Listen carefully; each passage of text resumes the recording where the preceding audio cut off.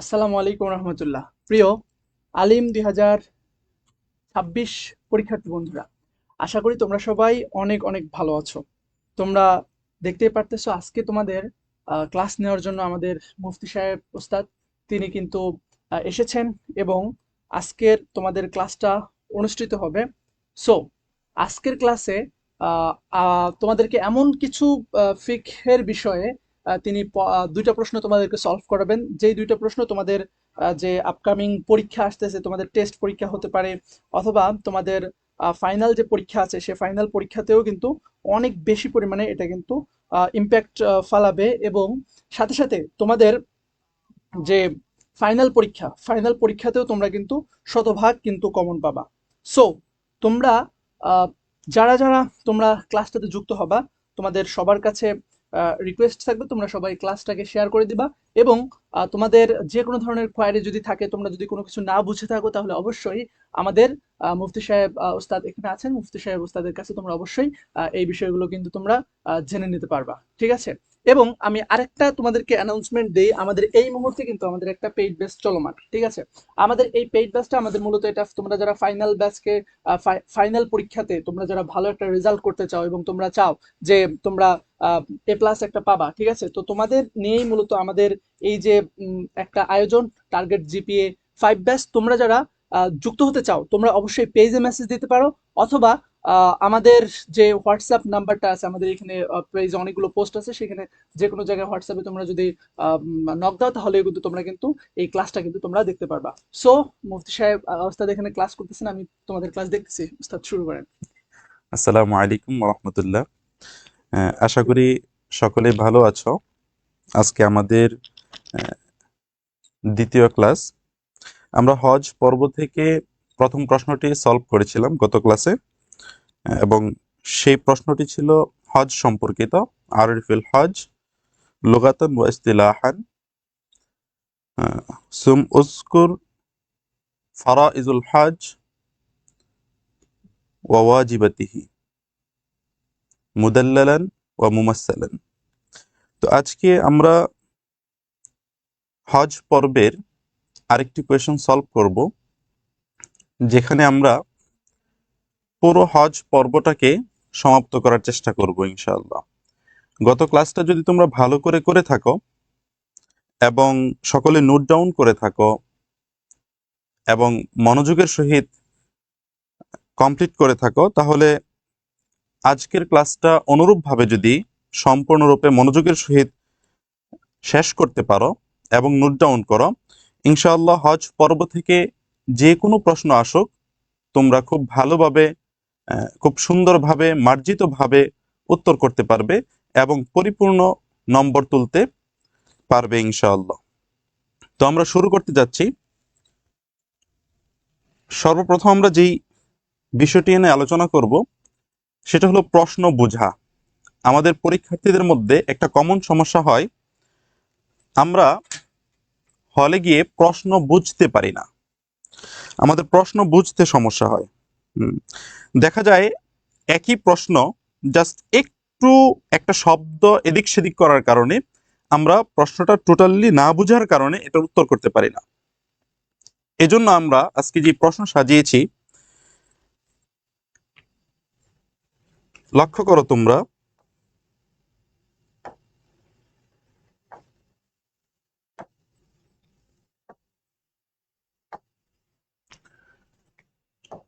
আরিফুল ইহরাম। আমরা গত ক্লাসে পড়েছিলাম হজ সম্পর্কে। আজকে আমরা পড়ব হজ পর্বের আরেকটা টপিক, সেটা হলো ইহরাম। আরিফুল ইহলাম লুগাতান ওয়া শারআন মা বায়ানি মাওয়াকিত। আমাদের প্রত্যেকটা স্টেপ আলাদা আলাদা করে আমরা উত্তর করব, যেন পরিপূর্ণ নাম্বারগুলো আমরা পেয়ে যাই। মাওয়াকিতুল হজ সুম্মা বাইয়িন আশিয়াউল মামনুআত, এবং ইহরাম পরবর্তী নিষিদ্ধ কাজসমূহ ফি হালাতিল ইহরাম। এখন লক্ষ্য করো, এই একটা প্রশ্নই আমাদেরকে দুই ভাবে করতে পারে। ঠিক এই প্রশ্নটা আসতে পারে, নতুবা এই দ্বিতীয় প্রশ্নটা অথবা এই প্রশ্নটা আসতে পারে আরিফুল ইহরাম লুগাতান ওয়া শারআন কাম আশহুরিল হজ ওয়া মা হিয়া, অর্থাৎ হজ্জের মাস কতটি এবং কি কি। সুম্মা বাইয়িন মা'নাল মিকাত, এবং পরবর্তীতে তোমরা মিকাতের, মিকাত কি জিনিস, মিকাতের পরিচয় দাও, মানা দাও, অর্থ দাও। এখানে লক্ষ্য করো, আমরা অনেক পরীক্ষার্থী এমন হয় যারা পরীক্ষার পূর্বে প্রস্তুতি নিয়ে যায় একটা প্রশ্নের, সেখানে লেখা আছে মাওয়াকিত, এখানে মিকাত, মিকাত বুঝতে পারে কিন্তু মাওয়াকিত যখন দিয়ে দেয় তখন আর সেটা বুঝতে পারে না। এই বুঝতে না পারার কারণে আমরা সেই প্রশ্নের উত্তরটা আর করতে পারি না। এজন্য আমাদেরকে অবশ্যই প্রশ্নটা প্রথমে ভালো করে বুঝতে হবে। তোমরা যখন পরীক্ষার হলে থাকবে তখন অবশ্যই কমপক্ষে 5 মিনিট তোমরা প্রশ্নটা ভালো করে পড়ে বুঝে নিবে, এবং সবচেয়ে ভালো যে প্রশ্ন উত্তরটা করতে পারো সেই প্রশ্নের উত্তরটা আগে দিবে। লক্ষ্য করো, মা বায়ানি মাওয়াকিতুল হজ কাম হিয়া ওয়া মা হিয়া, এবং হজ্জের মিকাত সমূহ কতটি এবং কি কি তা উল্লেখ করো। লক্ষ্য করো, আরো একটা প্রশ্ন, ঠিক একই প্রশ্নের ক্যাটাগরি, ক্রাইটেরিয়া সেম, শুধু একটু পরিবর্তন আছে। মা মা'নাল ইহরাম লুগাতান ওয়া শারআন ওয়া মা হিয়া কাইফিয়াতুল ইহরাম, শুধুমাত্র একটা জিনিস অ্যাড আছে, সেটা হলো কাইফিয়াতুল ইহরাম, ইহরামের পদ্ধতি, ইহরামের পদ্ধতি সমূহ। উযকুর আশিয়াউল মামনুআত ফি হালাতিল ইহরাম মুফাসসালান, পরবর্তী জিনিসগুলো হুবহু একই। আজকে আমরা যে প্রশ্নের উত্তরটা পড়ব, যদি একটা প্রশ্ন উত্তর পড়ি তাহলে আমরা 3টি প্রশ্নের উত্তর একইভাবে লিখতে পারবো। এমনকি হজ পর্ব থেকে যে কোনো প্রশ্ন আসুক তোমরা খুব সুন্দর করে উত্তর করতে পারবে ইনশাআল্লাহ। এজন্য আমাদের সাথেই থাকো, আমরা ক্লাসটি শুরু করতে যাচ্ছি।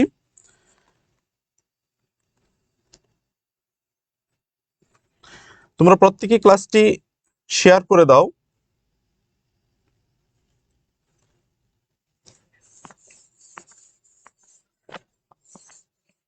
যদি তোমাদের প্রশ্ন বুঝতে সমস্যা থাকে তোমরা কমেন্ট করে জানাও, যেখানে সমস্যা সেটা আমরা আবারও সমাধান করে নেব ইনশাআল্লাহ।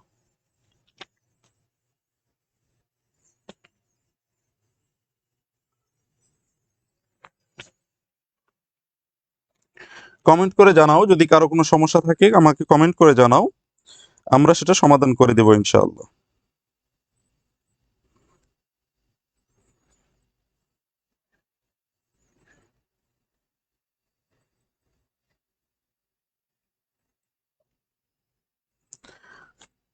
কোনো কমেন্ট নেই, আশা করি তোমরা বুঝতে পেরেছো।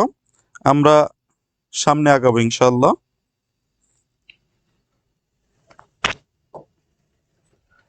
লক্ষ্য করো, আমি গত ক্লাসে বলেছিলাম আমরা প্রতিটি প্রশ্নের প্রথমে একটি প্রারম্ভিকা অথবা ভূমিকা অ্যাড করব।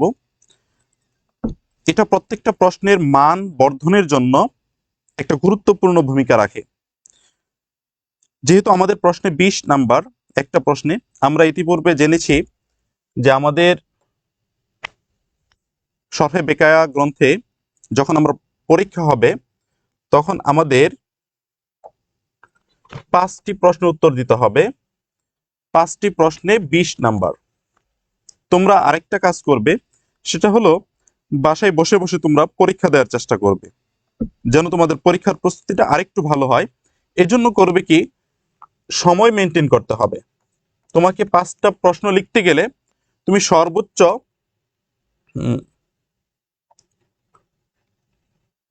25 থেকে 30 মিনিট তুমি সময় পাবে।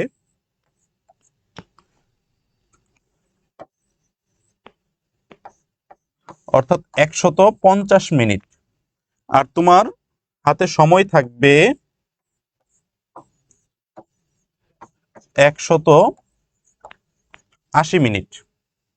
এখন দেখো, তুমি যদি 30 মিনিট করে একটা প্রশ্ন উত্তর লিখো তাহলে তোমার 150 মিনিটে কভার হবে। এখন বাকি থাকবে তোমার হাতে আরো 30 মিনিট। এই 30 মিনিটের মধ্যে তুমি প্রথম 10 মিনিট, অর্থাৎ প্রথম 10 মিনিট তুমি প্রশ্নটা খুব ভালো করে বুঝবে। প্রশ্নটা খুব ভালো করে বুঝে তারপর তুমি লিখতে শুরু করবে, এবং সর্বশেষ যে 20 মিনিট তোমার হাতে থাকবে এই 20 মিনিট তুমি ভালো করে আবার রিভাইজ দিবে যে তুমি সবগুলো প্রশ্ন উত্তর করেছো কিনা, তারপর প্রত্যেকটা প্রশ্নের মান ঠিক আছে কিনা, কোথাও কোনো স্পেলিং মিস্টেক আছে কিনা, ভুল আছে কিনা, সেগুলো আবার একটু রিভাইজ করবে। রিভাইজ করে তারপর তুমি খাতাটা জমা দিবে। আশা করি এভাবে যদি তোমরা লিখো তাহলে ইনশাল্লাহ খুব ভালো একটা ফলাফল তোমরা করতে পারবে ইনশাআল্লাহ। যেহেতু তোমাদের পরীক্ষা খুব শীঘ্রই শুরু হতে যাচ্ছে, তোমাদের অনেকের সেমিস্টার পরীক্ষা হবে জানুয়ারিতে, এবং তোমাদের আলিম 26 এর পরীক্ষা শুরু হবে। এজন্য তোমরা এখন থেকে খুব ভালো করে প্রস্তুতি নাও, ইনশাআল্লাহ তোমরা ভালো কিছু করবে। লক্ষ্য করো আজকে আমি যে ভূমিকাটা সাজিয়েছি,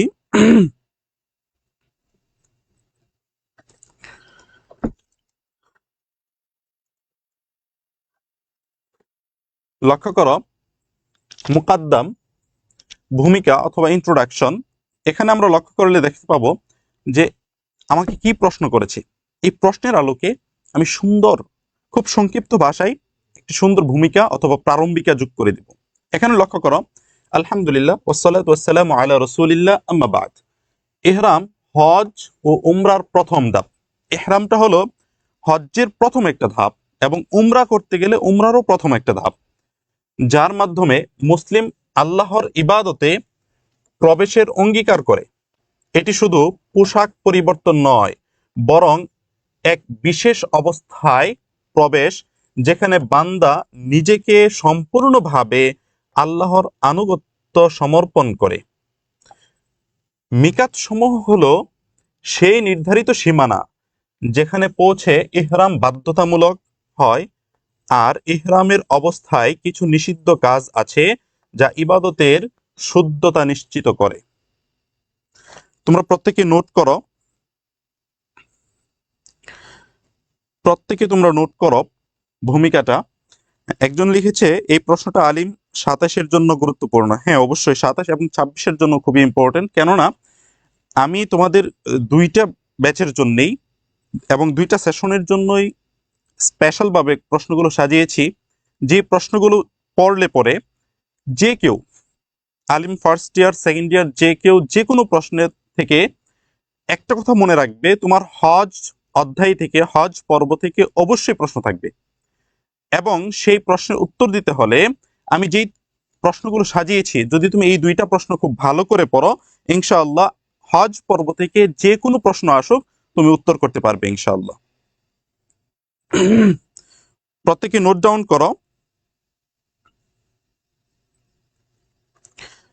মোহাম্মদ হাফেজ, জি তোমাদের অবশ্যই পরীক্ষা আসবে এই প্রশ্নগুলো, এবং আমি বললাম তো যে তোমাদের অবশ্যই পরীক্ষা আসবে, এবং যে কোনো পরীক্ষায় হজ পর্ব থেকে প্রশ্ন থাকবে, এবং হজ পর্ব থেকে যদি প্রশ্ন থাকে তাহলে অবশ্যই আরিফুল হজ প্রশ্ন থাকবেই, মাস্ট অবশ্যই থাকবে, এবং আরিফুল ইহরাম এখান থেকে প্রশ্ন থাকবে, অথবা আরিফুল মিকাত। হ্যাঁ, তারপর মিকাতের প্রকার সমূহ, কয়টি মিকাত আছে, এগুলো অবশ্যই তোমার থাকবে। এজন্য অবশ্যই তোমাকে এটা ভালো করে পড়তে হবে, বুঝতে হবে। আশা করি খুব ভালো করে পারবে ইনশাআল্লাহ।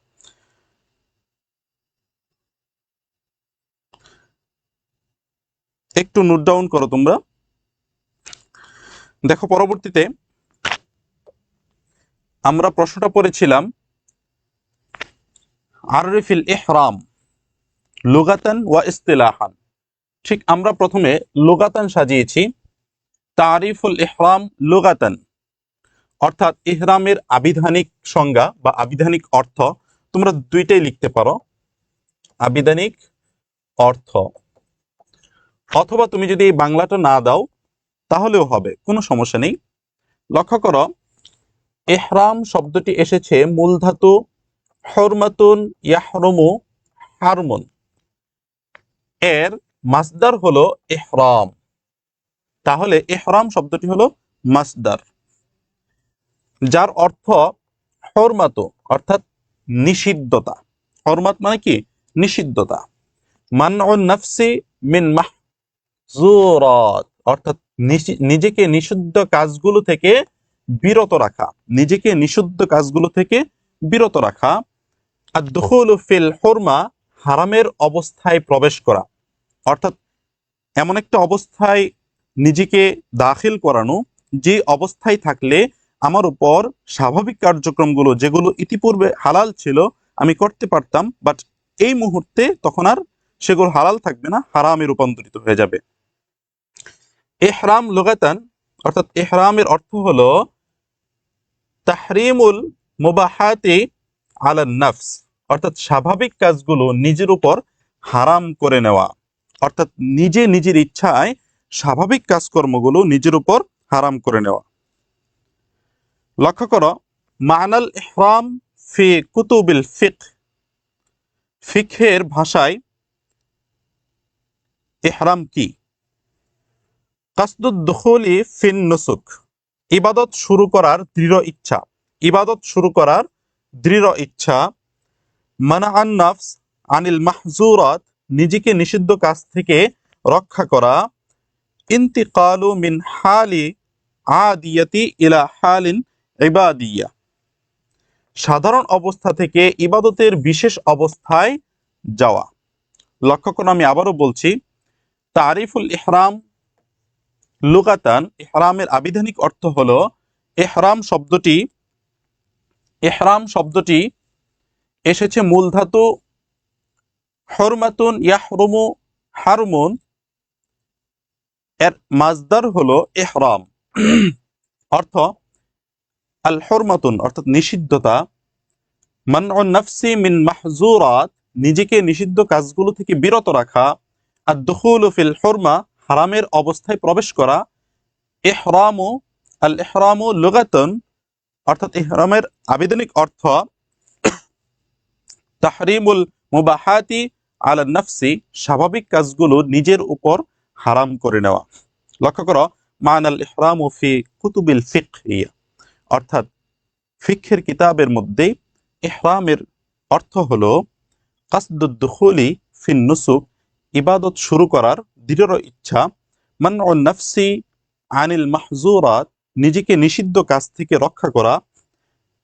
ইন্তিকালু মিন হালি আদিয়াতি ইলা হালি ইবাদিয়া, সাধারণ অবস্থা থেকে ইবাদতের বিশেষ অবস্থায় যাওয়া।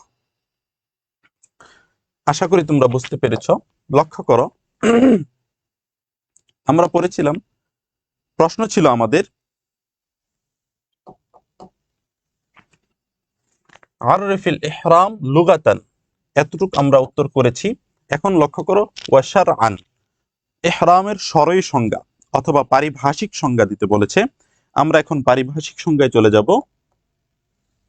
লক্ষ্য করো, আল ইহরামু শারআন, ইহরামের শরঈ সংজ্ঞা, হুয়া নিয়ত দুখুল, অর্থাৎ প্রবেশের নিয়ত করা, ইচ্ছা করা।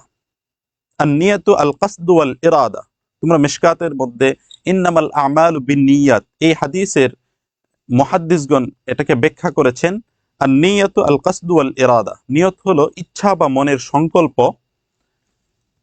তাহলে হুয়া নিয়ত দুখুলি ফি নুসুকিল হাজ্জি আও আল উমরাতি মা তালবিয়া আও মা ইয়াকুমু মাকামহা।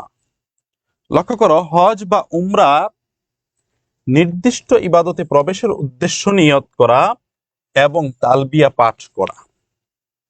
তাহলে ইহরামের শরঈ সংজ্ঞা হলো হজ বা উমরার নির্দিষ্ট ইবাদতে প্রবেশের উদ্দেশ্যে নিয়ত করা এবং তালবিয়া পাঠ করা। ক্বালা সাহিবু শারহুল লুকায়া, শরহে বেকায়া গ্রন্থকার বলেন, হুয়া হুয়া তালাব্বুসু বিনিয়াতিত তাহাররুমি লিআদাইন নুসুক, অর্থাৎ ইবাদত হজ উমরা আদায়ের উদ্দেশ্যে নিজেকে ইহরামের অবস্থায় প্রবেশ করানো, অর্থাৎ নিষিদ্ধতা গ্রহণের নিয়ত করা, অর্থাৎ নিষিদ্ধতা গ্রহণের নিয়ত করা।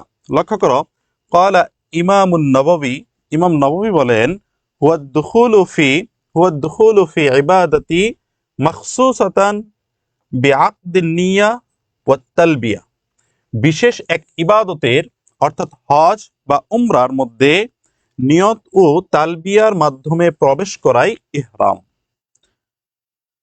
আমরা আরেকটা সংজ্ঞা যোগ করেছি। লক্ষ্য করো, ওয়াকালা বা'দ আহলুল ইলম, আহলে ইলমগণ বলেন, হুয়া কাসদু আদাইন নুসুকি মা ইজতিনাবিল মাহজুরাত, অর্থাৎ নিয়তের মাধ্যমে হজ উমরার ইবাদত শুরু করা এবং সেই মুহূর্ত থেকে নিষিদ্ধ কাজগুলো পরিহার করা, এটাই ইহরাম। আশা করি বুঝতে পেরেছ। আমরা এখানে ইহরামের সরাই সংজ্ঞার জন্য একটি সংজ্ঞা আমাদের মতো করে দিয়েছি এবং বাকি তিনটা সংজ্ঞা আমরা গ্রন্থকারের দিয়েছি। একটা সংজ্ঞা শরহে বেকা গ্রন্থকার, আরেকজন নববী, ইমাম নববী, আরেকজন আহলে ইলম, যেন আমাদের সংজ্ঞাটা পরিপূর্ণভাবে একজন পরীক্ষক তিনি জাস্টিফাই করতে পারেন এবং সেটার উপর ভালো একটা মার্কস আমাদেরকে দেন। আশা করি তোমরা বুঝতে পেরেছো। একটু কমেন্ট করে জানাও যদি কারো বুঝতে সমস্যা হয়, সেটা আমি আবারও ইনশাল্লাহ সমাধান করে দিব।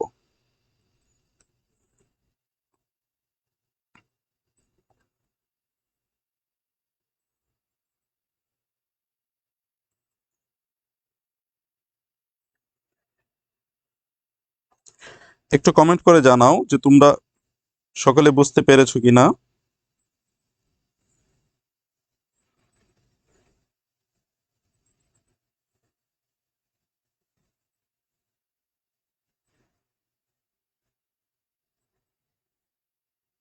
আশা করি বুঝতে পেরেছো তোমরা। লক্ষ্য করো, আমরা পরবর্তী স্টেপে যাই। বায়ানু মাওয়াকিতুল হজ। আমাদের পরবর্তী প্রশ্নগুলো ছিল, আল ইমরান প্রশ্ন করেছে আরবিগুলো না লিখলে কি পূর্ণাঙ্গ মার্কস দিবে না? হ্যাঁ, পূর্ণাঙ্গ মার্কস পেতে হলে তোমাকে আরবিগুলো অ্যাড করতে হবে। কেননা যেহেতু আলিমে পড়ো, তারপর বিষয়গুলো আরবির, কিন্তু আমরা বাংলায় লেখার সুযোগ আছে। তবে যদি তুমি সম্পূর্ণ বাংলায় লিখো তাহলে তুমি নাম্বার কম পাবে। উম্মে হাফসা আলহামদুলিল্লাহ, বুঝেছি। হুজুর আরবি দিলে তো আর বাংলা দিতে হবে না। হ্যাঁ, আরবি দিলে বাংলা না দিলেও চলে, তবে লেখার সৌন্দর্য বর্ধনে বাংলাটা তুমি যুক্ত করতে পারো। যে সকলেই বুঝতে পেরেছি। তো আমরা লক্ষ্য করি, বায়ানু মাওয়াকিতুল হজ, হজ্জের যে মিকাতগুলো আছে, অর্থাৎ হজ্জের মিকাত সমূহের বিবরণ, মিকাত সম্পর্কে আমরা আজকে জানবো। লক্ষ্য করো, আউয়ালান মাওয়াকিতুল মাকানিয়া, অর্থাৎ মিকাতের স্থান সমূহ। মিকাত দুই ধরনের হয়, লক্ষ্য করো, এক হলো মাকানিয়া, আরেক হলো জামানিয়া। মিকাত দুই রকম হয়, মাকান এবং জামান, দুইটা, স্থান এবং কাল, স্থান অথবা সময়। তো মাকানিয়া হলো স্থানগত মিকাত। হজ বা উমরার ইহরাম বাধ্যতামূলক হয় যে নির্দিষ্ট স্থান সীমায় পৌঁছলে তাকে মিকাত বলা হয়। লক্ষ্য করো, হজ বা উমরার ইহরাম বাধ্যতামূলক হয় যে নির্দিষ্ট স্থান সীমায় পৌঁছলে তাকে মিকাত বলা হয়। তো আমাদের স্থান ভিত্তিক স্থানগত মিকাত হলো মোট 5টি। এক, জুল হুলাইফা, মদিনাবাসীর মিকাত এটি। নবী সাল্লাল্লাহু আলাইহি সাল্লাম বলেন, হিয়া লি আহলিল মাদিনা, হিয়া লি আহলিল মাদিনা, এটি হলো মদিনাবাসীর মিকাত, অর্থাৎ জুল হুলাইফা মদিনাবাসীর মিকাত। লক্ষ্য করো 2 নাম্বার, আল জুহফা, এটা হলো শাম, মিশর ও মরক্কো অঞ্চলের জন্য বর্তমানে অধিকাংশ মানুষ ইহরাম বাদে এই মিকাত থেকে। তারপর লক্ষ্য করো ইয়ালামলাম, ইয়ামান দিকের লোকদের জন্য এটি মক্কার দক্ষিণ দিকের মিকাত, অর্থাৎ মক্কা থেকে, কাবা থেকে এটা দক্ষিণ দিকে। এবং তোমরা জেনে রাখো, এই ইয়ালামলাম মিকাত থেকে আমরা বাংলাদেশিরাও এখান থেকেই আমরা ইহরাম বাঁধি, অর্থাৎ এই মিকাতটা আমাদের। কর্নুল মানাজিল, অর্থাৎ নাজদবাসীদের মিকাত হযরত মুয়াজ রাদিয়াল্লাহু আনহু এখান থেকে ইহরাম নিতেন। অর্থাৎ কর্নুল মানাজিল এটা হলো নাজদবাসীদের মিকাত, আর হযরত মুয়াজ রাদিয়াল্লাহু আনহা এখান থেকেই তিনি ইহরাম নিতেন। জাতুল ইরক, জাতুল ইরক, ইরাক অঞ্চলের মানুষের জন্য এটি পূর্ব দিকের মিকাত। এটা হলো পূর্ব দিকের মিকাত ইরাক অঞ্চলের মানুষের জন্য।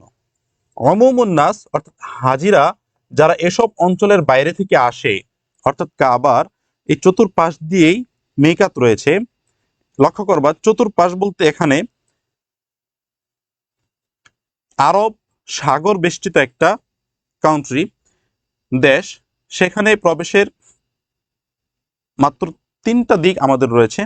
সেখান থেকে আমাদের যেই মিকাতগুলো আছে, ওই মিকাতগুলো নির্দিষ্ট স্থান দিয়েই আমাদেরকে প্রবেশ করতে হবে, এবং প্রবেশের সময় আমাদের সামনে যেই মিকাতটাই পড়বে, অর্থাৎ সারা বিশ্বের যে কোনো মানুষ কাবাতে হজ্জের জন্য অথবা উমরার জন্য যেদিক দিয়ে প্রবেশ করুক, প্রবেশের সময় প্রবেশকালে যে মিকাতটা তার সামনে এসে পড়বে, সে যেদিক দিয়ে মক্কায় প্রবেশ করে সেই দিকের নিকটতম মিকাত থেকেই ইহরাম তার জন্য বাধ্যতামূলক। তাকে ইহরাম করে তারপর প্রবেশ করতে হবে। লক্ষ্য করো, তাহলে আমাদের 5টি স্থানগত মিকাত শেষ হলো। সানিয়া, দ্বিতীয়ত, আল মাওয়াকিতুজ জামানিয়া, অর্থাৎ সময়সীমা ভিত্তিক মিকাত। হজ্জের যেমন নির্দিষ্ট স্থান বা সীমারেখা রয়েছে, অনুরূপভাবে হজ্জের জন্য নির্দিষ্ট সময় রয়েছে। লক্ষ্য করো, হজের ইহরাম করার সময়সীমা আল্লাহ তাআলা আল্লাহ তাআলা বলেন, আল হাজ্জু আশহুরুম মা'লুমাত, অর্থাৎ হজের নির্দিষ্ট মাসসমূহ। কি কি মাস? লক্ষ্য করো, এক হলো শাওয়াল, জিলকদ এবং জিলহজ মাসের প্রথম 10 দিন পর্যন্ত। তাহলে আমাদের মাস হলো 3টা, শাওয়াল, জিলকদ এবং জিলহজ মাসের প্রথম 10 দিন পর্যন্ত। এটা হলো হজ্জের নির্দিষ্ট সময়। এই 3 মাসই হজের সময়। এটা ছাড়া অন্য কোনো সময় হজ করার সুযোগ নেই। যদি কেউ করে সেটা উমরা বলে বিবেচিত হবে, আর উমরা হলো নফল অথবা সুন্নাহ আমল। আশা করি তোমরা বুঝতে পেরেছো। যদি কারো বুঝতে সমস্যা থাকে এতটুকুন আমাকে প্রশ্ন করতে পারো, কমেন্টের মাধ্যমে জানাও যদি কেউ না বুঝে থেকো। আর বুঝতে পারলে বলো যে বুঝতে পেরেছি, আমাকে কমেন্টে জানাও।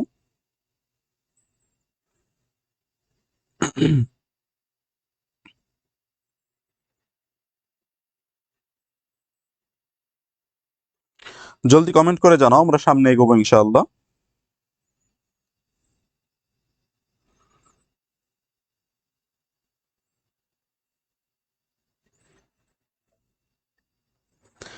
আশা করি তোমরা বুঝতে পেরেছো, আমরা সামনে এগিয়ে যাই। লক্ষ্য করো, আশিয়াউল মামনুআত ফি হালাতিল ইহরাম, অর্থাৎ ইহরাম অবস্থায় নিষিদ্ধ বিষয়সমূহ। যদি কেউ মুহরিম হয়, ইহরাম বাদে ইহরামের নিয়ত করে, তাহলে তার জন্য কিছু কাজ নিষিদ্ধ হয়ে যায়, যেগুলো সে হালাল ছিল কিন্তু নিজের উপর ইচ্ছাকৃতভাবে হারাম করে নিয়েছে। সেই বিষয়সমূহ কি তা আমরা জানবো। লক্ষ্য করো, 1 নম্বর, হালকুশ শের, অর্থাৎ চুল কাটা, মুছ কাটা নিষিদ্ধ। কোরআনে এসেছে, ওয়ালা তাহলিকু রুউসাকুম, যে তোমরা কি করো না, তোমাদের মাথার চুল কেটো না, তোমাদের মাথা মুন্ডিও না।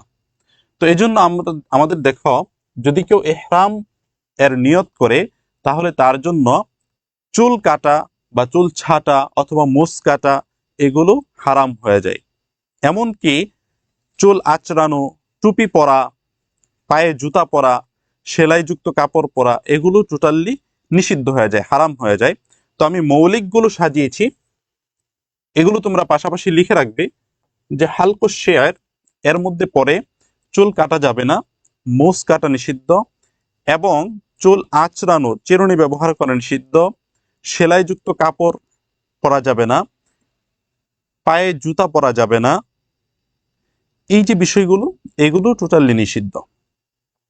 লক্ষ্য করো, কলামুল আজফার, নখ কাটা নিষিদ্ধ।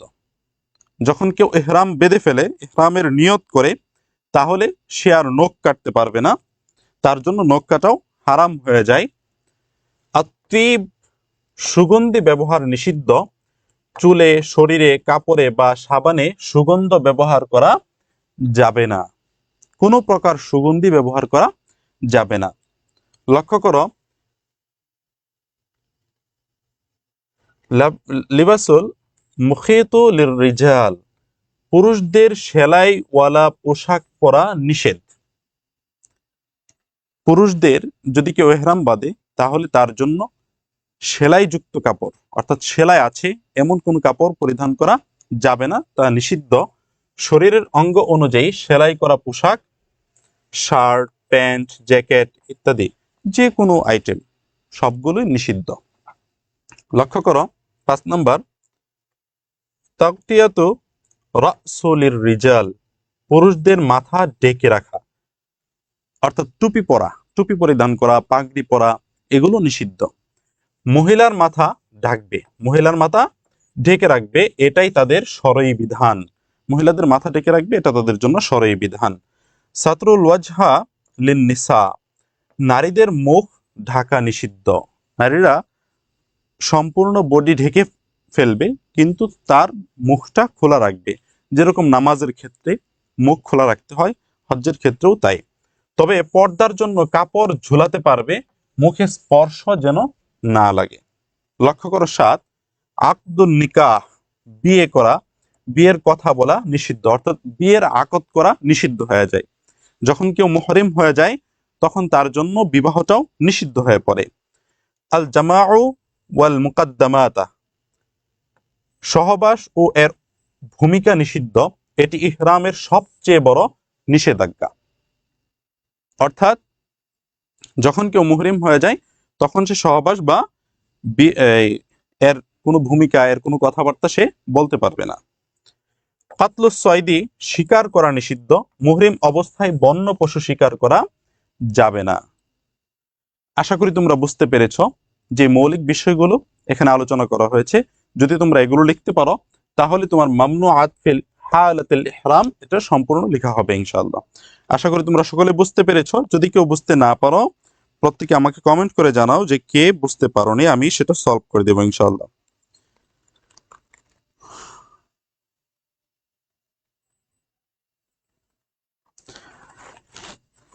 যে একজন লিখেছে পিডিএফটা দেওয়ার সময় প্রশ্নের অনুবাদটা লিখে দিয়েন, তাহলে প্রশ্নে কি চেয়েছে, কতটুকু চেয়েছে সেটা বুঝতে পারবেন ইনশাআল্লাহ। হ্যাঁ, অবশ্যই বুঝতে পারবে, তবে এটাতে একটা ক্ষতি আছে। সেই ক্ষতিটা হলো তুমি যদি এখানে বাংলা অর্থটা বুঝে নাও তাহলে শুধু এখানেই বুঝবে। এজন্য তোমাকে আরবি থেকে যদি ভালো করে ধরে বুঝে নাও শাব্দিক অর্থ অনুযায়ী, তাহলে দেখবে তুমি পরীক্ষার হলে এই শব্দটা চেঞ্জ করে অন্য শব্দও যদি যোগ করে এখানে তুমি বুঝতে পারবে। কিন্তু যদি বাংলা মুখস্থ করে যাও তাহলে তুমি বুঝতে পারবে না। তেসামনি আরবিগুলো দিলে হবে না শুধু? হ্যাঁ, আরবিগুলো দিলে হবে, আরবিগুলো দিলে হবে। লক্ষ্য করো একটা কোটেশন যোগ করেছি, সেটা হলো কাইফিয়াতুল ইহরাম। আমাদের প্রথম যে প্রশ্নটা ছিল সেই প্রশ্নে যদি আমরা লক্ষ্য করি,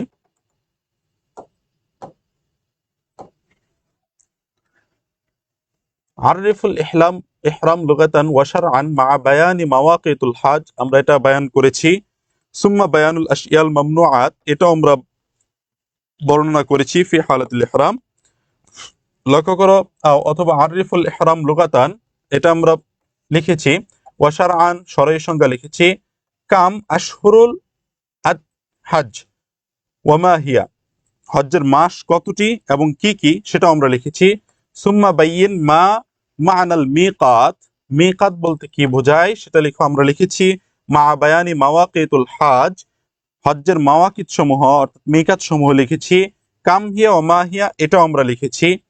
এবার লক্ষ্য করো আমাদের আরেকটা প্রশ্ন, মা মা'নাল ইহরাম লুগাতান, এটা আমরা লিখেছি। ওয়া শারআন পারিভাষিক সঙ্গে এটাও লিখেছি।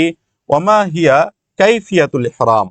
দেখো শুধু এই কাইফিয়াতুল ইহরাম বাদে এই 3টা প্রশ্নের মধ্যে সব ঠিক আছে। একটা প্রশ্ন দিয়ে আমরা 3টা প্রশ্ন পড়ে ফেলেছি, শুধু একটা কোটেশন, একটা স্টেপ আমরা লিখে দিলে তাহলে আমরা 3টা প্রশ্নের সলভ এক প্রশ্নের উত্তরে হয়ে যাবে ইনশাআল্লাহ। এবার লক্ষ্য করো কাইফিয়াতুল ইহরাম কি।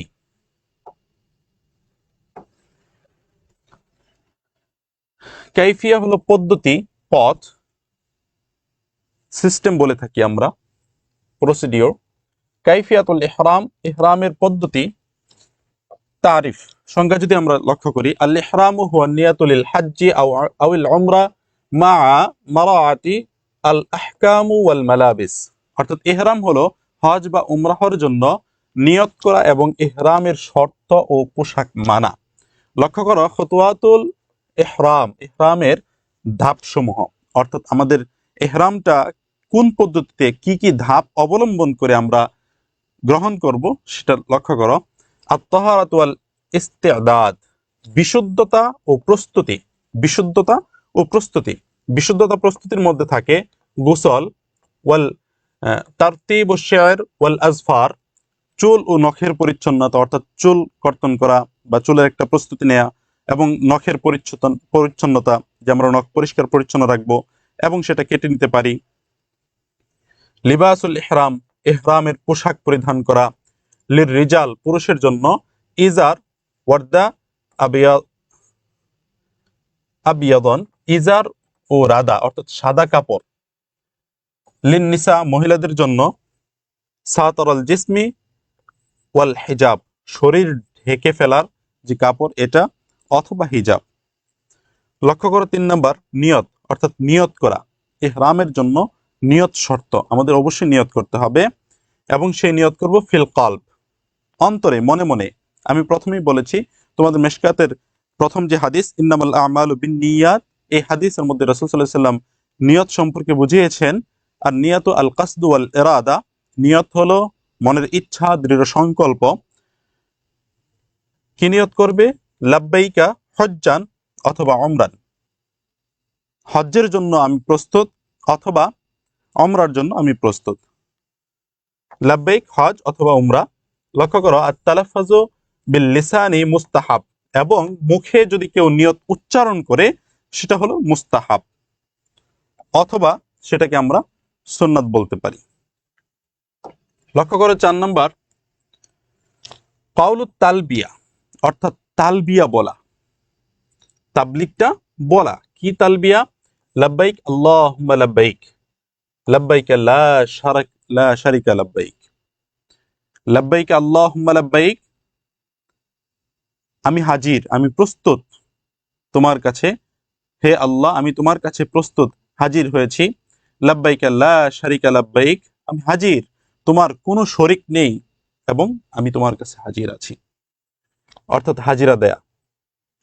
আল ইবতিআদু আনিল মামনুআত, হারাম থেকে বিরত থাকা, অর্থাৎ সকল প্রকার হারাম কাজ থেকে বিরত থাকা। একটু আগে যে হারাম জিনিসগুলো আমরা বর্ণনা করেছি সেগুলো থেকে বিরত থাকা, যেরকম আল মালাবিস, সেলাইযুক্ত কাপড়, কালামুল ফাহিশা, নোংরা কথা বলা, অশ্লীল কথা বলা, হ্যাঁ, কাসসুশ শা'r ওয়াল আসফার, চুল কাটা এবং নখ কাটা, হ্যাঁ, আয-যিনাতুল মাবালিগা ফিহা, এবং জিনা করা, আস-সাইদু অথবা প্রাণী শিকার করা, এগুলো আমাদের জন্য সম্পূর্ণ হারাম থাকে।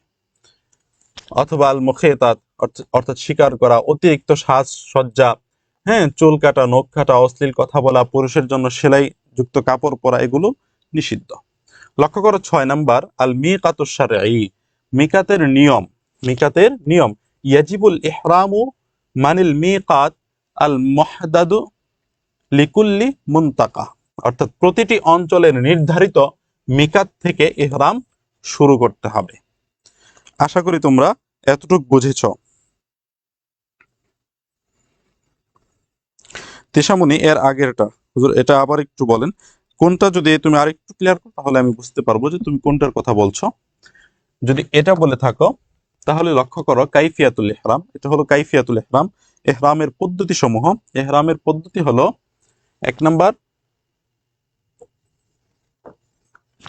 আত-তাহারাত ওয়াল ইস্তি'দাদ, বিশুদ্ধতা এবং প্রস্তুতি। লিবাসুল ইহরাম, ইহরামের পোশাক। সাতরু লিল জিসমি ওয়াল হিজাব, নারীর জন্য শরীর ঢাকা এমন এবং পুরুষের জন্য সাদা কাপড় থাকবে সেলাই বিহীন। আর নিয়াত, এবং নিয়ত করা। কাউলুত তালবিয়া, তালবিয়া বলা। আল ইবতিআদু আনিল মামনুআত, হারাম থেকে বিরত থাকা।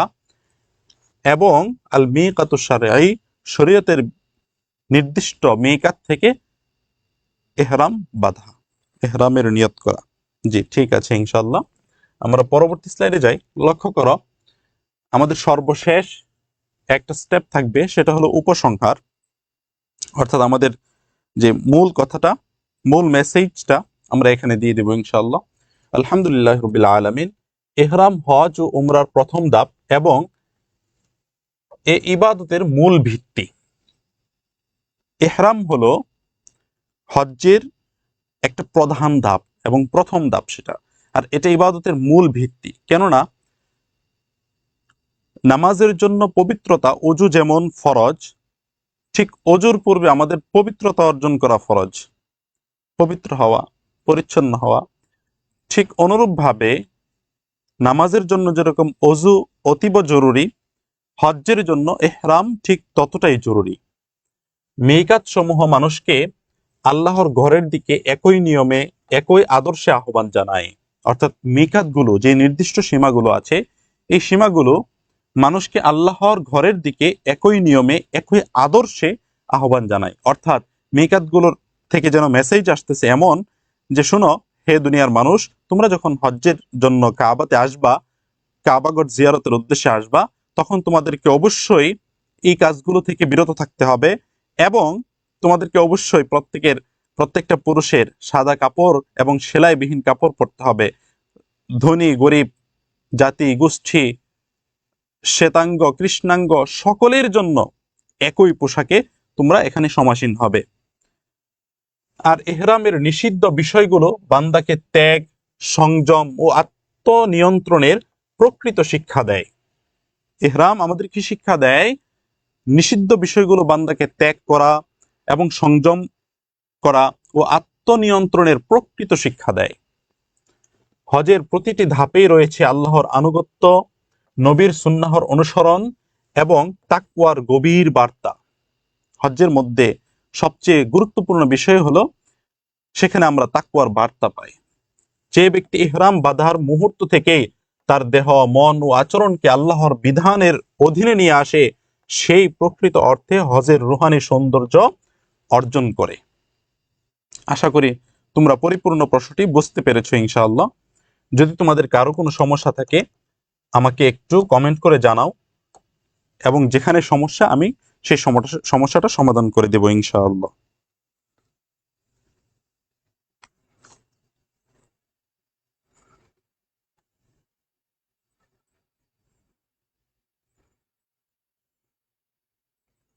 তোমরা আমাকে জানাও কার কোথায় সমস্যা, সেই সমস্যাটা সমাধান করে দেব ইনশাআল্লাহ।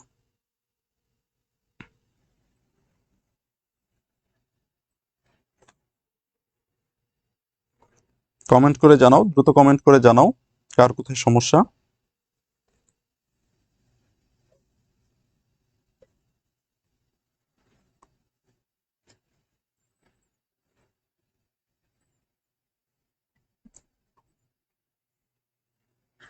কমেন্ট করে জানাও। মেসেজ মেসেজ দেখ। জি আলহামদুলিল্লাহ, বুঝতে পেরেছি, শেষ করে দেব। হুজুর আমার শুধু প্রশ্ন বুঝতে সমস্যা। আচ্ছা, তোমার জন্য আর 1 মিনিট আমি আবার প্রশ্নটা বোঝাচ্ছি, লক্ষ্য করো। আসলে প্রশ্নটাই মূল। যদি আমরা প্রশ্ন বুঝতে পারি তাহলে আমরা উত্তর করতে পারবো। যদি প্রশ্ন কেউ না বুঝে সে কখনো উত্তর করতে পারবে না, এবং যদি উত্তর করে তাহলে সেটাতে নাম্বার পাওয়ার কোনো সম্ভাবনা থাকে না বা থাকবে না।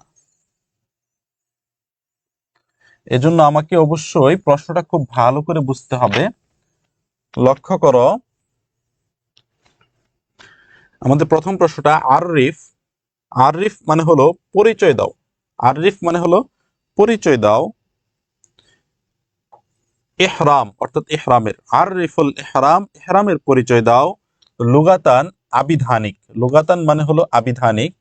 এই প্রশ্নটা যেখানেই আসুক তোমরা এক কথাই বুঝে নিবে যে লুগাতান হলো আবিধানিক, এবং ওয়াসার আন এটা হলো শরঈ বা বলতে পারো পারিভাষিক, শরঈ সংজ্ঞা। তাহলে আররিফুল ইহরাম লুগাতান ওয়াসার আন, ইহরামের পারিভাষিক এবং আবিধানিক পরিচয় দাও। মা বায়ানি মাওয়াকিতুল হজ, হজ্জের মাওয়াকিতের বর্ণনা সহ। হজ্জের মাওয়াকিতের অর্থাৎ মিকাত সমূহের বর্ণনা সহ হজ্জের পরিচয় দাও। সুম্মা অতঃপর বাইয়িন বর্ণনা করো আশিয়া উল মামনুআত নিষিদ্ধ কাজসমূহ, অর্থাৎ নিষিদ্ধ বিষয়সমূহ বর্ণনা করো ফি হালাতিল ইহরাম ইহরাম অবস্থায়।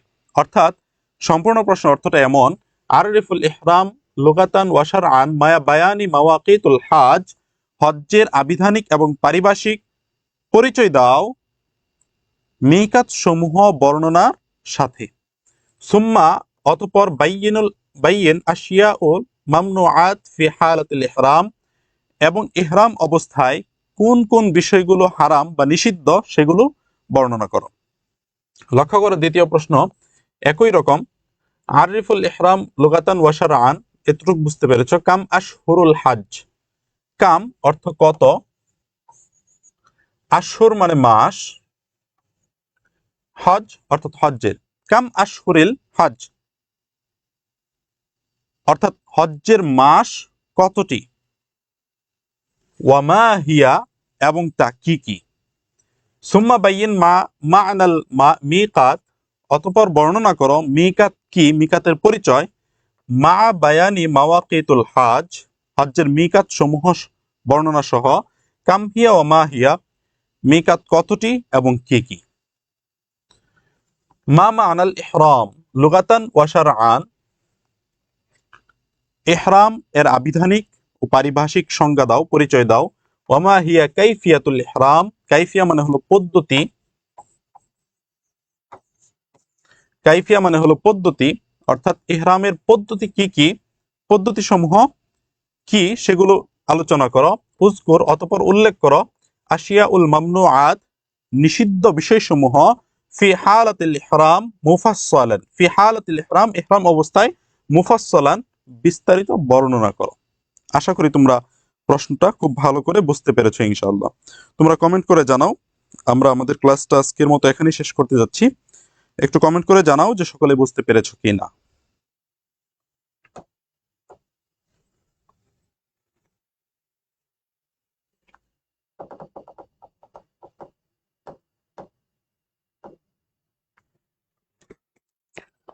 জি আলহামদুলিল্লাহ বুঝেছি। যদি বুঝে থাকো, গত ক্লাসটাও এভাবে মনোযোগের সহিত করে থাকো এবং আজকের ক্লাসটাও পুরোপুরিভাবে কমপ্লিট করে থাকো, তাহলে ইনশাআল্লাহ তোমাদের হজ পর্ব থেকে যে কোনো প্রশ্ন আসুক আশা করি তোমরা উত্তর করতে পারবে ইনশাআল্লাহ। ওয়াফাকানাল্লাহু ওয়া ইয়্যাকুম লিকুল্লি খায়র ওয়া জাআলা আমালুনা খালিসাতান লিওয়াজহিহিল কারীম। আসসালামু আলাইকুম ওয়া রাহমাতুল্লাহি ওয়া বারাকাতুহু।